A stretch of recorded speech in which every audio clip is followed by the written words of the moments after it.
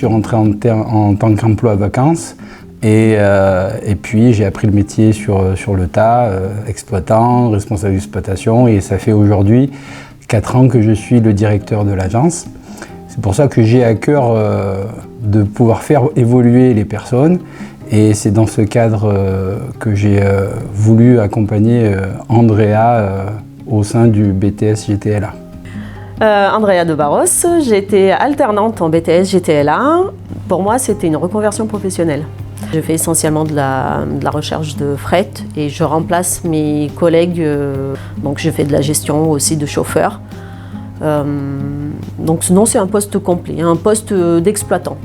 Andrea a pu participer notamment sur de la prise de fret. Là où les camions chutent, il faut les recharger.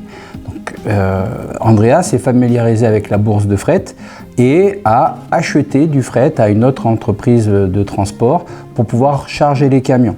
Elle a effectué le suivi d'un ou plusieurs conducteurs par le suivi du GPS, mais également sur l'organisation d'une opération de transport dès l'arrivée de la commande par le client jusqu'à l'envoi des documents en facturation.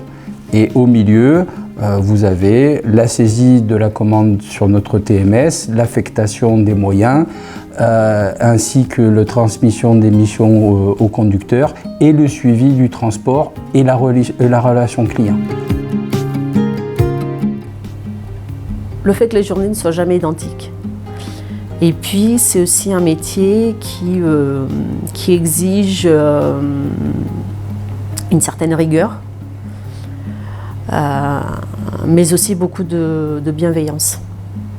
On a affaire à des chauffeurs qui sont en général seuls et pour lesquels on est avec les clients leur seul contact quasi de la journée.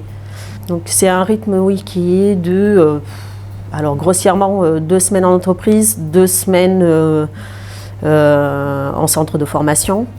Alors ça permet en plus de ne pas être trop en décalage quand on revient à l'école. Alors oui, je recommande la formation. Elle est très complète, elle est vraiment bien cette formation. Je dis franchement, je trouve qu'on sort avec un très très beau bagage. Par contre, ce qu'il faut savoir, c'est qu'il faut être vraiment sûr qu'on veut la faire. Parce que comme je l'ai dit, c'est un rythme qui est soutenu. Quand on est en entreprise, les cours continuent et ça demande un travail supplémentaire. Et puis quand on est adulte, on a aussi une vie à côté et il faut en tenir compte aussi dans son organisation. Donc je pense qu'il faut vraiment être sûr dans quoi on va s'embarquer et il faut vraiment être sûr de vouloir la faire.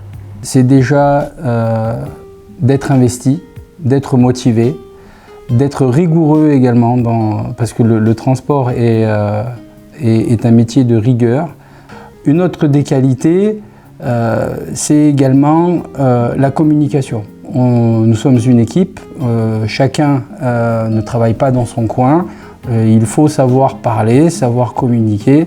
Donc voilà, quelqu'un de motivé, quelqu'un de rigoureux, quelqu'un qui communique bien et quelqu'un qui aime aussi un peu le transport. Ça serait bien. C'est mieux.